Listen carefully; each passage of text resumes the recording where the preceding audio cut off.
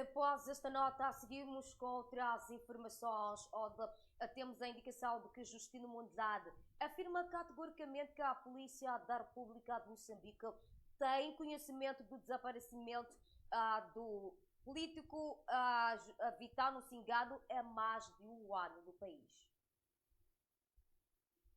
E mesmo à noite, depois de eu escapar a tentativa de sequestro, liguei para a União Europeia, fui atendido e eu comuniquei o que estava acontecendo. Eles disseram que estariam em contato comigo para dar mais detalhes.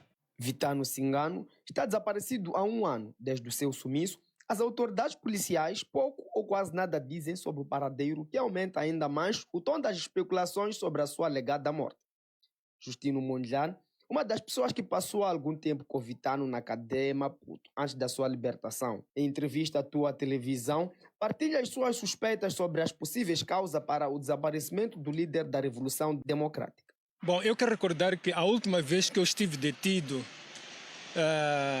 na cadeia da coisa do civil, não é? Fui colocado na mesma cela com o Dr. Vitano Cingano. E conversamos muito durante aquela noite, só que eu na manhã seguinte fui me apresentar ao juiz e de lá tive a sorte de sair. Eu acho que o Vitano Cingano é uma pessoa que sempre abriu-se para falar sobre a vida do país, sobre os erros cometidos pela governação. Teve sempre confrontos diretos com a Renamo por causa da direção pouco duvidosa do atual presidente da Renamo. Estou a falar no caso concreto do Sufo Momad. E, no entanto, Vitano tinha dois grandes inimigos, na parte da Frelimo e na parte da própria Renamo. Portanto, havia vestígios de que ele estava a ser sequestrado. E, no entanto, as autoridades moçambicanas não andaram atrás.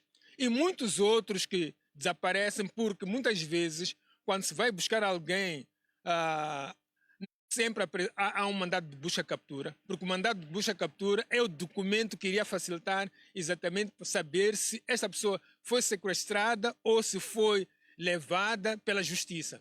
Num outro desenvolvimento, Mondlane diz acreditar que as autoridades conhecem o paradeiro do também político.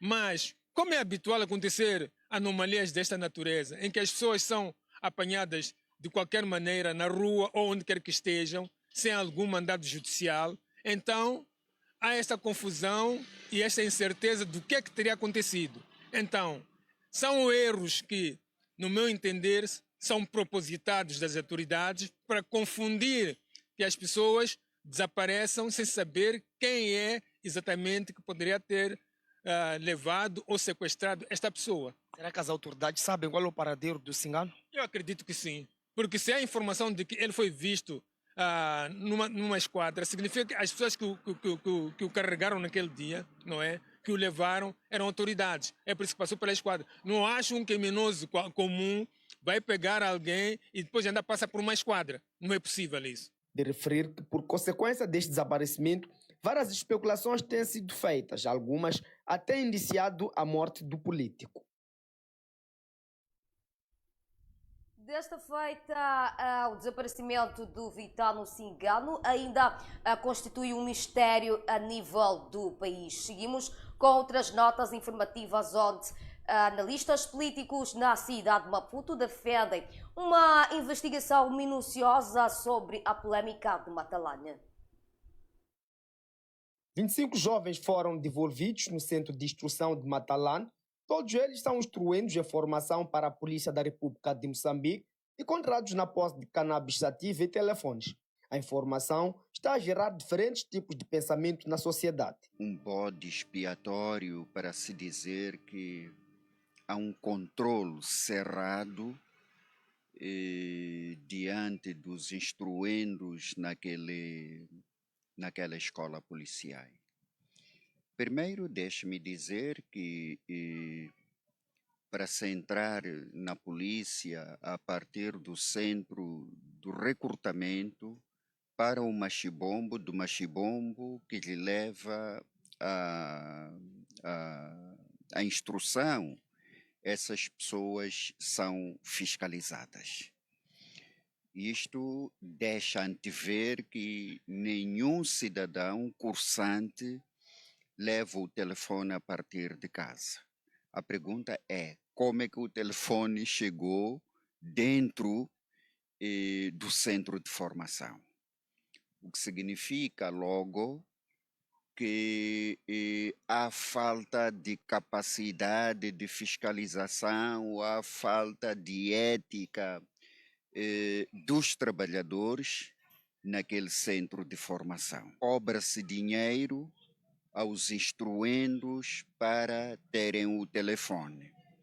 E quem sugere aos instruendos que o telefone seria bastante prestativo na comunicação com a família, com os namorados, as namoradas, são os próprios polícias já em serviço. A outra pergunta seria como é que uma pessoa vindo de casa para visitar nos dias previamente estabelecidos para visitas levam o telefone se aquele centro é fiscalizado. A outra situação é que há aqui uma situação em que os polícias já em serviços criam uma estratégia de muito vantajosas, porque quem recebe o telefone vai deixar algum. E este que tem telefone vai poder conectar-se com os fornecedores da droga. Apelando uma investigação mais profunda por parte das autoridades para a responsabilização de todos envolvidos na facilitação. Eu recebi esta informação com bastante tristeza, mas quando fiz uma reflexão, percebi que é um fruto. É um fruto de uma semente que foi lançada lá atrás. Esta é uma fragmentação do Estado moçambicano, porque estes miúdos que foram a Matalana para a sua formação, eles muitas das vezes vão sabendo como é que estas instituições do Estado elas funcionam. É subejamente sabido que para um sujeito ou um indivíduo fazer parte das fileiras da Polícia da República de Moçambique deve subornar. Aqui voltamos à velha história da corrupção. Quando nós insistentemente temos dito que a corrupção é um mal que destrói uma sociedade em vários domínios, muitos têm olhado para nós e têm descartado isto que é o nosso pensamento.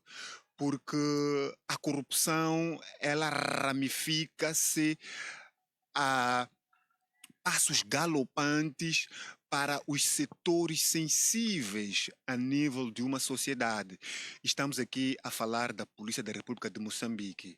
O comandante-geral da PRM sabe muito bem que existe uma corrupção enraizada a nível do Ministério do Interior, na escola de formação, isto não só em Matalane, mas também na Academia de Ciências Policiais. Isto é subejamente sabido. O comandante em chefe das Forças de Defesa e Segurança de Moçambique, o presidente Daniel Francisco Chapo, sabe muitíssimo bem que existe este cancro enraizado no Ministério do Interior. Porque nós não podemos nos dar por satisfeito que houve aqui 25 candidatos que foram expulsos ou interditos de entrar na sua formação. Não é este o problema. Nós temos que prevenir, porque a nossa guerra é não acontecer isto. Mas como não acontecer isto? Porque este é um assunto de vários outros setores a nível da sociedade. Tem que se fazer aqui um trabalho fundo e multissectorial. Provavelmente são miúdos numa faixa etária dos seus 23, 24 anos. Não sei qual é a idade dele. Passando sobre a qualidade da formação de polícias em Moçambique. Após esta nota, seguimos com outras informações onde o presidente do município de Nacala Porto, Farouk Momad, é severamente criticado no âmbito das polêmicas sobre as obras públicas neste ponto.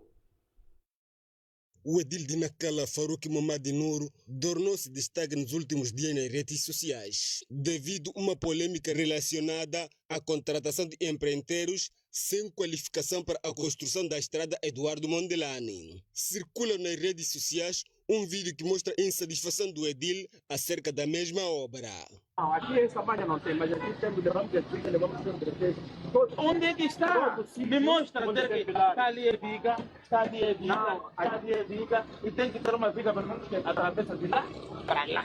Onde é que está a viga? Você é engenheiro de construção civil, vocês são todos engenheiros de construção civil, você está a controlar a obra. Onde é que tem viga? Pelo menos isto aqui sendo uma ponte. Aqui passa caminhão, não passa? Agora, pelo menos ali, estou a ver que tem um pilar. Lá, estou a ver que tem um pilar. 4 metros. Depois, tinha que ter de novo um pilar. A cada mínimo, a cada 4 ou 5 metros tem que ter um pilar. E o pilar tem que passar com viga, não é? E tem que passar uma viga no meio, atravessar para lá. Segundo um documento que tivemos acesso, a Ordem dos Engenheiros de Moçambique declarou que, face à gravidade dos fatos e das referências feitas ao edil, foi constituída uma comissão de inquérito munida de credenciais válidas emitida pela instituição. Durante uma missão, a comissão identificou várias irregularidades, entre elas problema na placa de identificação da obra, uso ilegal de título de engenheiro, fiscalização considerada irregular, exercício de fiscalização sem licenciamento, inconformidade no quadro técnico do empreiteiro, ainda de acordo com o documento, diante da alegada sonegação de informação por parte do Conselho Municipal e da ausência de resposta do edil a um pedido de entrevista, a comissão optou por recolher depoimentos e evidências de forma independente no local, afirmando ter obtido dados considerados suficientes. A nossa equipe de reportagem deslocou-se ao terreno para verificar o estado atual das obras.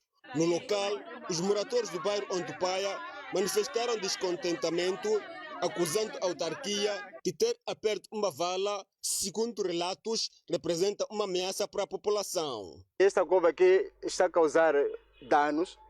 Sim, está a causar perigo para crianças que nem para os moradores está aqui. Fazem percorrer aqui do lado para o outro, fazendo suas atividades. Crianças passam por aqui.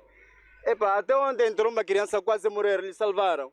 Crianças brincam aqui, apanham latas, apanham muita coisa e descuidam cair por ali. Quem vai? Aqui temos bombeiros que podem chegar a hora para vir salvar. Quando ligam, quem dizem que não tem combustível e o carro não tem pneu. Até que aparece o quê? Quem é que está no bombeiro que sabe natar? Os residentes afirmam que a escavação provocou vários acidentes e solicitam intervenção urgente das autoridades competentes. Quem aumentou o próprio o próprio governo, porque antigamente a cova não estava assim, não tinha profundidade. Então o governo, por suas, quando estava a fazer aquela ponteca ali, que faz desaguar a água do Belmonte, assim como a água de Quissá do Juma, recorrem para aqui. Então o município, por sua vez, veio com a sua máquina, cavou, aumentou a profundidade porque não estava assim. Antigamente era uma lixeira, era uma coisa pequenina, não havia muito perigo, mas agora já quando a máquina do município veio, cavou, já arrastou-se um grande perigo. Estamos a pedir a intervenção do governo, central ou provincial ou distrital, assim como município, para que entenda esse assunto, que faça uma drenagem condigna, para que salve as crianças e a comunidade em geral. Não estamos contra, estamos a pedir um socorro, que venham pessoas qualificados para poderem velar isto aqui, analisarem e cuidarem, para quem está aqui é o povo e esse povo está aqui na gala. Nós somos os essa terra é nossa. Se planificaram isto aqui, também devem tentar uma forma de nos salvar. Não só fazer a cova de serpentente. Segundo a população, a mesma vala está a contribuir para a erosão do solo e para o aumento de risco de doenças, sobretudo no momento em que a cidade enfrenta o surto de cólera. Cólera também, isso é lugar próprio para a cólera também. Aqui é quase semelhante mesmo. Aqui não há escavação, do tipo não há salvação, é só cólera só. Apelo virabale mana melechele avirale wativati muito le minkato urutuluno sempre kira ka bathi bale ke na ro putuela ura ke bira bale ro muhamana ka won sheleli ha awari ya kamrimani ke no putuela bale kumoraka ya khona ko ri ametroyo ho miaka ni kara vale tu timing ke ne tranquinira Homie, já saiu contrateta, não? homia sine com isso já piorar Into pantu ne mwana te kawambiri ya thovale no shankana matiale. Kanino na mirelo arupe pulela na pia mpaka nkintale. Afaru kitaru malewale wiran tipe akwate kana mwane maana karine huruma ni hiya. Wala ni kweza na mwene. Uikwatana kwanza numorela mwana mwe owure mati mwe. Sobre esta situação, as autoridades municipais ainda não se pronunciaram publicamente sobre as acusações até ao fecho desta reportagem. Ibrahim Antônio nas imagens é diferente a partir da Zona Econômica Especial de Nacala. Após esta nota, seguimos com outras informações.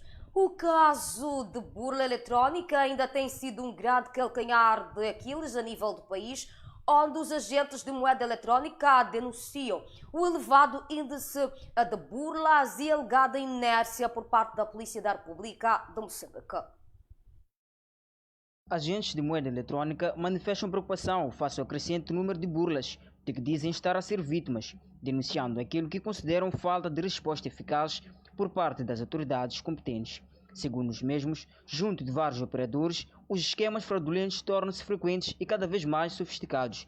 Entre as práticas mais comuns estão o envio de mensagens falsas de confirmação de depósitos, manipulação de comprovativos digitais e simulação de transferências que, na realidade, nunca chegam a ser efetivadas nas contas dos agentes.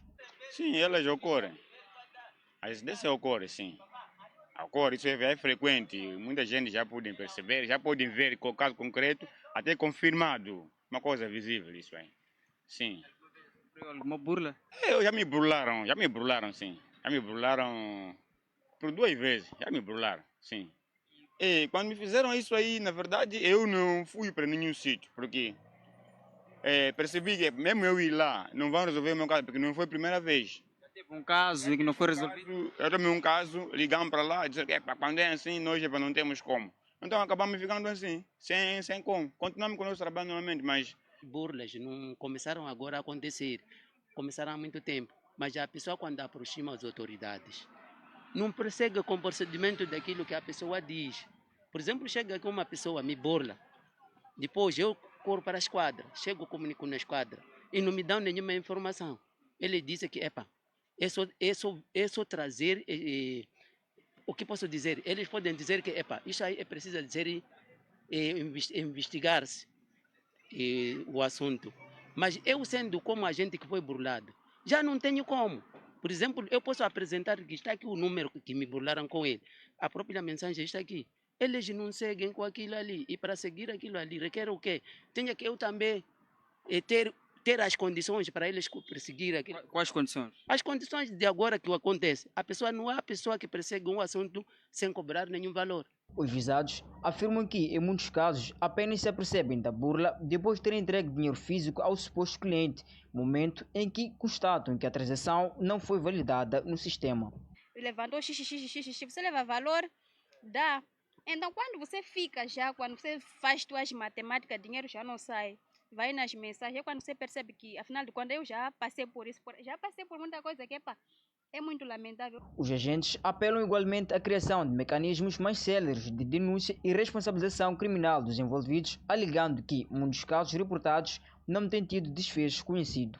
Eu posso dizer que as redes da comunicação, a rede da Mobite, nem que seja a Vodacom, é que poderia recorrer com as autoridades moçambicanas, por exemplo, as 4. As operadoras deveriam ser sinceras nos agentes deles, que eles estão como que eles mandam, como posso dizer, né? Uma forma simples, sim. Pelo menos ser que nem outra operadora, né?